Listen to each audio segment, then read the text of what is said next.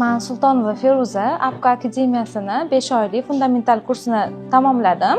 APCO haqida Instagramdan eshitib kelgan edim. Kutganimdek, mana bugun yaxshi natijalar bilan bitirib, qizil diplom egasi bo'ldim. Bu yerga kelishimdan oldin hech qanaqa buxgalteriya bo'yicha ma'lumotlarga ega bo'lmaganman. O'zim buxgalter sohasida ishlayman, lekin bilimlarimga unchalik ishonmasdim.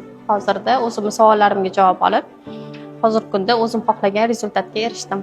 Mana shu vaqtgacha olgan natijalarim juda ham zo'r. Bunaqa natijani men kutmagandim. O'zim hech qanaqa bilimga ega emasdim buxgalteriya haqida.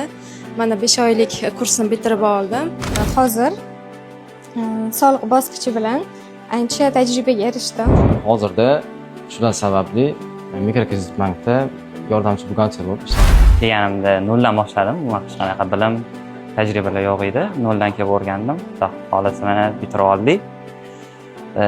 Ustozlarimga shu bilan birgalikda shu o'qishi rahbarlariga o'zimning minnatdorchiligimni bildiraman. Kelganimda umuman buxgalteriya haqida bilimim yo'q edi. 5 oyda ancha-muncha bilimga ega bo'ldim. Ish topishda juda ham oson bo'ldi. Qiynalishlar bo'lmadi. O'zi buxgalter bo'lib ishlardim. Malakamni yana ham oshirish maqsadida 5 oylik o'quv kursini bitirib, soliq bosqichini ham o'qidim. 我们做的被老仔，脖子上喜欢挂玉